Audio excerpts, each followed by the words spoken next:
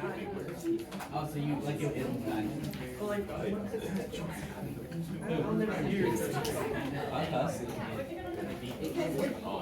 Okay, so today what we're going to be doing is completing the square. We're going to talk about the hows and the why of what we do.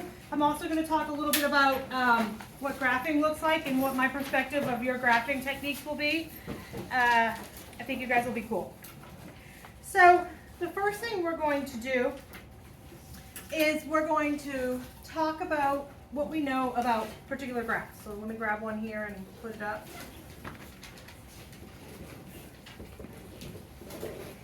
Okay, tell me what you know about this graph. What does it look like? Where is it located? It's a parabola to you. It's a parabola. 100% it is indeed a parabola. It's a quadratic, a trinomial with an x squared and an x and a number that doesn't. Definitely a parabola. Awesome. Anything else? It'll be facing upwards. How do you know that? Because the x squared is a negative. It's not, it is a negative. You said is not a negative, is that what you said? Correct. The x squared is positive, so therefore it's opening up. We all know that, right? We don't know that, but we do now. Because this is x squared and it's positive, it's opening up. So are we good so far? Anything else? You can't just tell me what it looks like. You can't, because it's really kind of like, it's pretty vague in this particular format. What you're going to learn today is something called completing the square. In essence, what you're doing when you complete the square is you put it in what we refer to as vertex form. Okay? On an ACE exam, never will they say, complete the square to do this problem. And really, never will they say, do the vertex form of this problem. They don't use those directions. What they're going to say is make this guy look like that. Truly, that will be your direction. So when it says, take this trinomial quadratic and form it into this format, it is saying to you, with the directions that we are accustomed to, complete the square, make it into vertex form. Okay? So what we're going to do today is we're going to practice vertex form. We're going to practice different types of vertex form, and then what we're going to do is see how that benefits us for visualization. So I have multiple steps that I always teach in order to do the completing the square. Step number one, this thing is not set to 0, so the first step I'm going to tell you to do is take this guy and set it equal to 0. So step one, pretend that there's a 0 attached. Not too difficult yet, right? We're good? All right, step two, anything that doesn't have an x attached, not an x squared, not a plain old x, you're going to bring over to the other side. So x squared minus 4x, and I'm going to add 8 to both sides. Whatever is being done to this particular number, you do the opposite to get it to the other side. We know that naturally. So if it's minus 8, you add 8. If it's plus 10, you subtract 10. Okay? So are we good with step 1 and 2 so far? Haven't rocked anybody's world yet. Okay, the next thing you're going to do is you're going to look at what's in front of x squared. First visual you need to see is the number 1 in front of x squared? If it is, you're good to go. Life is good. It's an easy problem. Okay, so I'm looking right here and I'm saying what is in front. If the number is a 1, a positive 1, I just move forward with my problem, okay? And in this particular case, it is a 1, so we're good to go into our problem. So once I recognize that this right here is a number 1, positive 1, I'm going to take the letter, whatever B is. Do you guys remember from yesterday what B is in a quadratic? So B goes, in this case, it's what? -4. It's -4, okay? So remember, whatever's in front of x squared is A, whatever's in front of the x is B, and whatever is not attached to any x value is a C. So the next step, once we recognize that this is a positive 1, is we take B and we divide it by 2. And I'm going to show you it very slowly for reasons, for methodical reasons. I'm going to take the B and I'm going to divide it by 2. In the real world, I would have taken -4 divided by 2 and did it in my head and come up with an answer. But I want to show you slowly for purposes later. Okay? So you're going to take B and divide it by 2. I'm actually going to show what it is when it's divided by 2. So in this case, it's a -2. And then I'm going to do the last part of this and square it. So the verbiage that I use for the step of this is take b divided by 2, you square, and that's your answer. Okay? Everybody cool? I'm going to take whatever that answer is and I'm going to add it to both sides. It's kind of like a weight. I'm going to add 4 over here and I'm going to add 4 over here. Because if I add $4 to this pool and I add $4 to this pool, have I changed it at all? Not at all. Because they're equally weighted still. Are we cool? So step 1, take whatever has no x, bring it over with the 0. Step 2, whatever, you're going to take b divided by 2 and square it and add it to both sides. Cool? On the left-hand side, we have what we call a perfect square. Why do I call it a perfect square? It's because it's two things, when multiplied together, give me this resultant right here. So it's going to be, we unfoil it, what two things multiply together that give me the number positive 4? It's negative 2. And remember I told you I was doing it very slowly and methodically? Because this guy right here is always going to be that answer. It's very obvious with this one. We really know x minus 2 and x minus 2 work. It's obvious. But what happens when there's ugly numbers in there? Which will happen in math. So are we cool? So it's x minus 2. And what is it equivalent to on that right-hand side? 0. No? 12. Yeah, 12. Okay. Are we cool? So what do I have on the left-hand side? I have my perfect square of x minus 2 squared. And in the beginning, we pretended there was a 0. There really is no 0. So I'm going to bring the 12 back over. Literally, I bring it over by subtracting it in this case.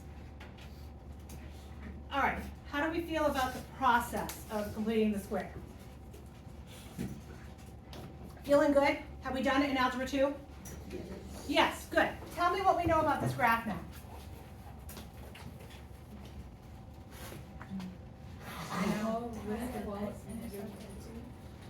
Has an x-intercepted too? No, but keep that in mind because I'm going to use that answer in a second. Yes?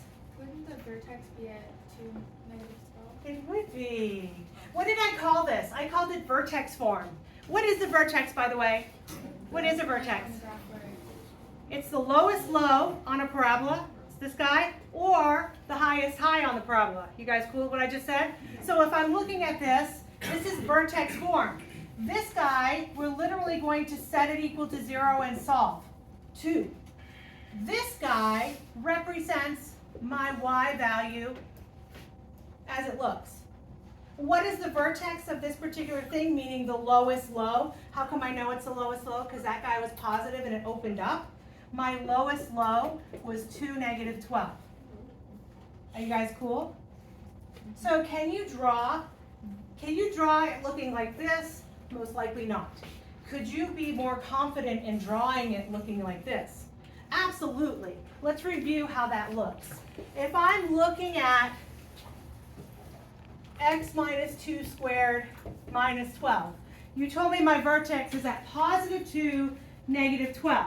So I'm going to go over 2 and then down 12. That's 12. There we go. Pretend it's 12. All right? And it opens which way? It opens up. Do I now have a visual of what this parabola is going to look like? Do I know where my vertex is located? Which quadrant? Ooh, which quadrant is it, by the way? That's 2? That's not 2. 4. It is 4. Do you guys remember? I know. 1, 2, 3, and 4. Yeah. So I know that my vertex is located in the 4th quadrant. I know that guy opens up. I know that it looks like that. The x-intercepts, by the way, are not what we found there. But yesterday, when we factored that thing, the two answers that we received, those were my x-intercepts. So I literally could factor this guy and know it hits here and here, but I don't know how low it goes. So keep that in mind. The x-intercepts are truly important. But when you're drawing it in this level math, very rarely will they say, draw the parabola. They won't. But in your mind, you need to have a visual of that parabola. Where is it located? What does it look like? And this is what I'm going to ask you to do. Complete the square and have a visual. Are we cool? All right, how do we feel about that? So far, okay? So let's talk a little bit about this. What does that look like? Oh, it doesn't implicit It's already in. It's already in my vertex form. I'm cool there. Tell me what it looks like. Is it a parabola? Is it opening up or down? It opens up. So I know it's this. So my basic parabola of x squared looks like that, right? That's gorgeous. Okay, when I used to teach 6th grade, I'd make them clap every time I drew because it was really bad. I'm like, look, it's a dog. Oh, yeah, good luck. So this is x squared. What does x plus 1 do to this parabola? Shifts it down. It shifts it where? You say down, Shifts it to the, you say up, you say down, you say left. Should I just say right so I can be included? So which one is it? That's a really good question. Let's talk about our, I know it's a big debate. Over here, guys, think about this. Vertex form. What did this stuff in here do? It affected what? The x. Which way does x go? Left and right, right? And then what does this guy do? It affects the y. Which way does y go? Up and down. Up and down. Now, the kind of key to be really good at this, opposite of what I think. This is -2, should be +2, right? So if I move back over here, what's going to do to this graph? I'm going to go left, 1. So what used to look like that moved over 1. Yay, I got my beautiful parabola. In my mind, I'm cool, right? Are we good? So what happens if I take that? Base parabola. left 3, down 4, I'm moving it left 3 down 4. and then down 4. You guys cool? Okay, left 3, down 4. What quadrant am I in? 3. Third quadrant. It's opening up. I see it. If I really want to be clever, I can factor it and figure out my x-intercepts. I don't really care about that right now. Are we cool? Okay, let's do another one.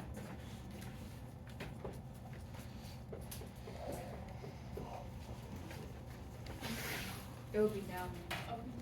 So this guy tells me it opens down. Beautiful. So I'm opening down. What does this tell me to do?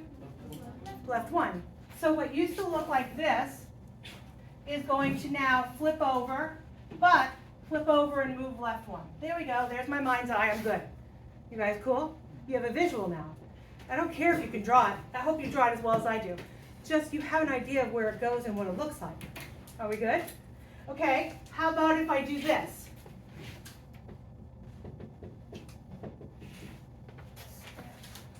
Oh, it gets wider. It's always a big debate. Is it wider? Is it not wider? Wait. I want you. It does what? Tell me, tell me. It does what? Tell me. Yes. And let me tell you how you will never forget it. Oh, Let's pretend I'm your graph. I'm x squared, right?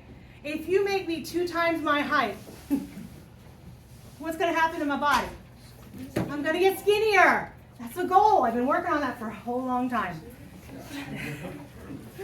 Just saying. So if you make me 2 times my height, you are making me 2 times skinnier. Why is that indeed true? Because my y values are growing 2 times faster.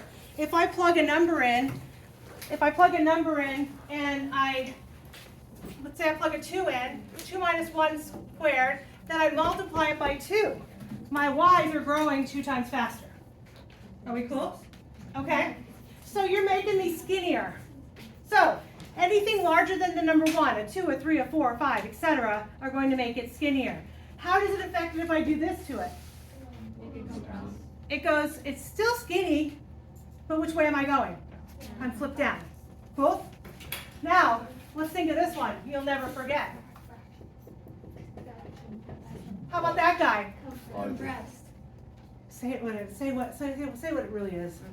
If you make me half my height, what's going to happen to my body? I'm going to get fat, right? You're going to take me down and you're going to widen me out, which is truly what's happening as I get older. I just want you to know it's true. You do lose height and you get a little thicker. Okay, so 1/2. Are you cool? So you're taking me half my height. You're making me fatter. What happens is my y's are growing slower. If you come over, you're going to go up a little slower. You're going to come up a little slower. Are you guys cool? Awesome. If I put a negative in front, same concept, fatter, but down. Right? So, do you have a visual of what these parabolas look like? It is so important that you know how they look in your brain. Just understand, I don't care if you can draw. If you can draw as good as I do, more power to you. Because you can tell I can win prizes with this one. All right, now, so far we have a really nice one where x squared had a 1 in front of it. So let's say what happens with the challenge if we don't.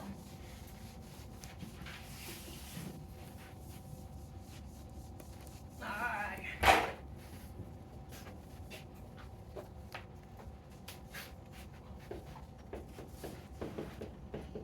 Okay. Tell me what we know about this graph right here in this form. Tell me all you know about it. Opens up. It opens up. It's going to be skinnier. It's 3 times my height, right? That's ultimate goal, right? Not really. I can't be that tall. All right, are we cool? Does it make sense? That's all I know.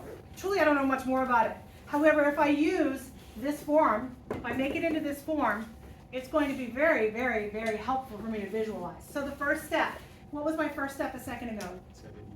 Set it equal to 0. Set it equal to 0. Beautiful. And then take whatever does not have an x attached and bring that over.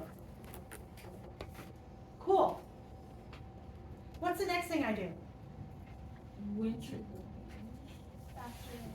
I look at the x squared and I go, does it have a positive 1 in front of it? If I do, yay. If it doesn't, then I go, shucks, I have to do something different. I have to have a positive 1 in front of it to make that work. So if I look at this, I go, okay, how do I make it a positive 1? Well, I literally, what we call divide, but I really factor it out. I don't want to call it division because when I'm factoring it out, I don't want it to affect this guy over here.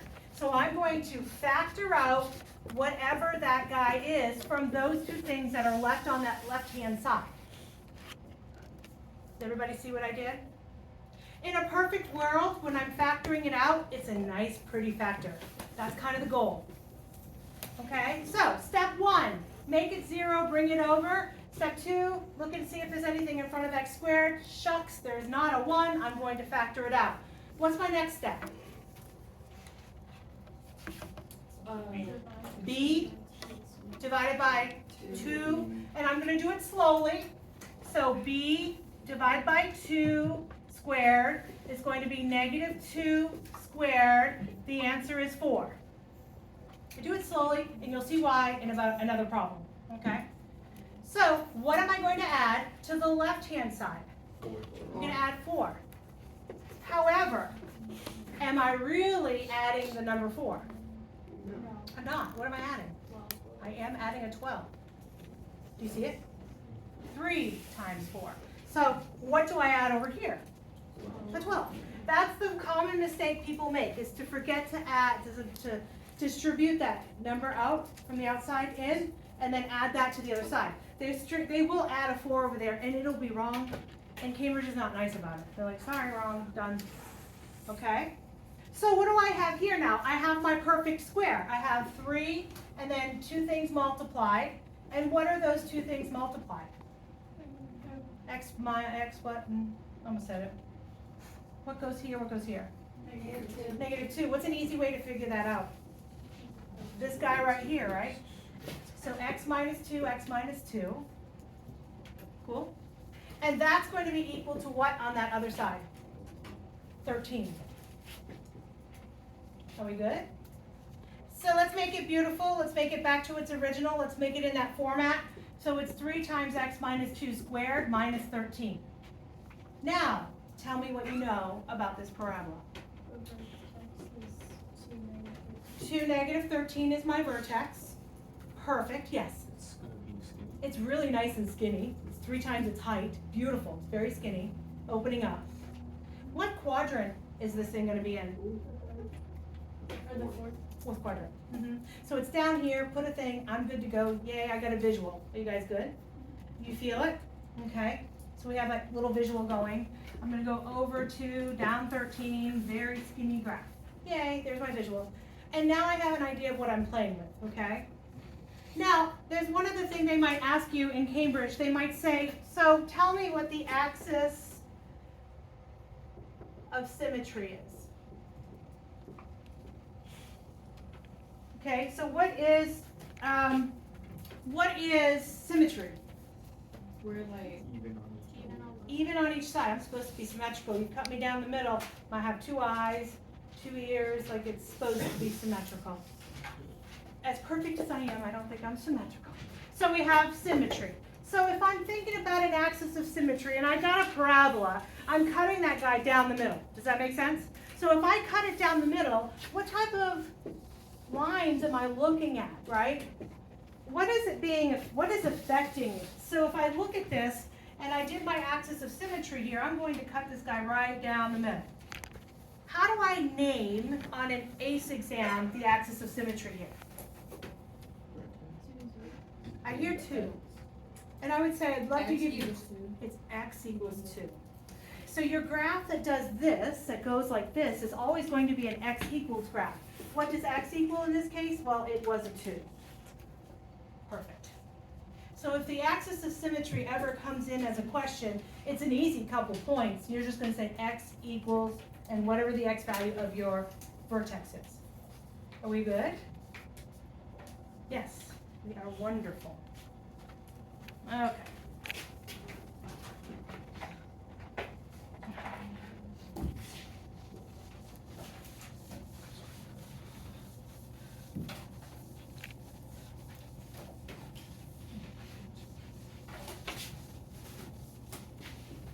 Okay, so we're going to do another problem here.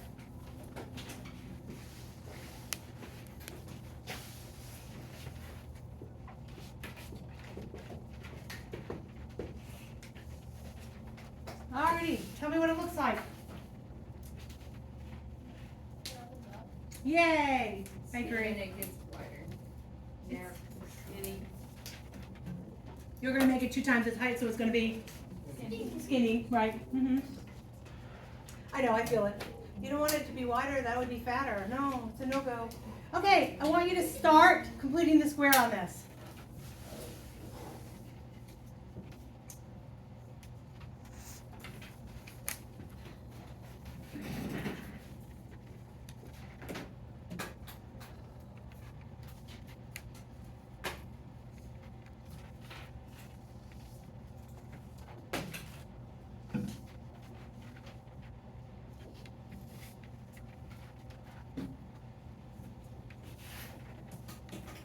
How are we feeling? Like I set you up for failure? Why? Because we're all frightened by fractions. Is that correct? Yeah. I get it. We are all frightened by fractions. I'll show you how to attack them. Could I read your mind, Ava? And like, seriously, Krajewski? You did the easy ones and now you're making me do the hard one? That's just kind of how I roll. Okay, what was step 1? Set it to 0. Yay, set it to 0. Step 2, bring the 1 over. We got this under control. And then that's when everybody's like, yeah, it's a fraction, I'm out. I get it. No, I'm with you. So what are we going to do next? Look at the x squared and go, oh no, there's no 1 in there. I'm sure that's how you're going to say it now. And so what do I do with that 2? Factor it out. So when I factor it out, in essence, I'm truly dividing both components there by the number 2. I'm going to ask you to leave it as a fraction. The 1 gets moved over before you factor out, so it will not be affected. You don't want to take that 1 and affect it. That's why you brought it over there. Okay, so what we did was we recognized as a no-go because there's something in front of x squared, we factored it out. In essence, when you factor, you're dividing that thing by it. So I divided 2 by 2 to get a 1. I divided 5 by 2 to get 5 halves. Don't put it as a decimal. They don't like decimals in ACE math. I'm just going to... What's that? Would that one make it easier? Sure, but they don't like it.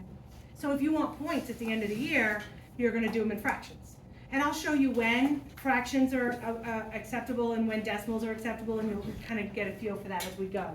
So step 1, bring the 0, bring the 1 over, factor out the 2. Now, what was the next step that I told you to do? Take b and divide it by 2. It's not going to be pretty when we're dividing, but you know what?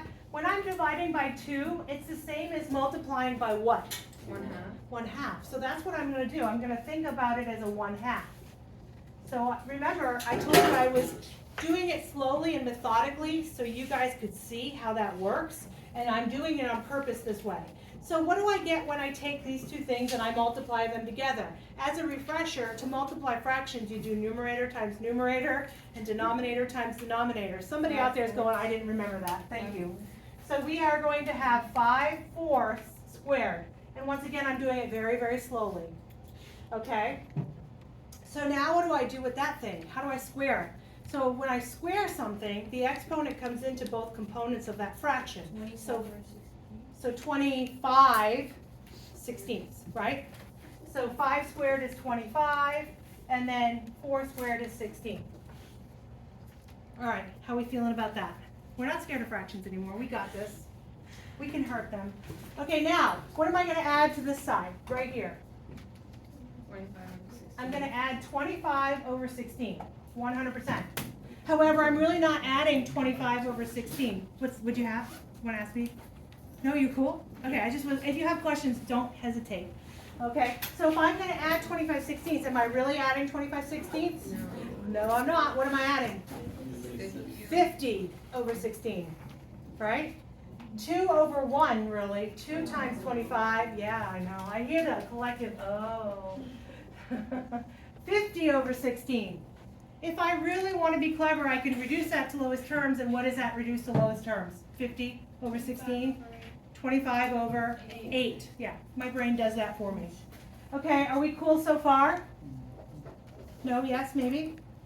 Okay, on the left-hand side, we have a perfect square. Although it looks terrible because I got a lot of fraction action going on. I know the 2 stays what it is, and I know I'm going to be multiplying by 2 things, and I know it's equal to something. Okay, remember I did it really, really, really slow in the beginning for a purpose. What is the number that I'm going to attach to each of those x's? 5/5. Yeah, do you see it? How nice is that? I didn't even have to think about it. It is 5/4. So plus 5/4 plus 5/4. Oh, sweet. What is the number that I'm going to add over here? What is it? So it's really, 6. I'm going to show it slowly so you guys can see this. This is where your calculators come in really handy. Because remember, I don't use calculators. I do it all in my head. 1 minute. I was supposed to leave early. Oh, you were, but you were having so much fun. Okay, everybody listen. I am going to be available to you guys on Sunday from 1 to 3.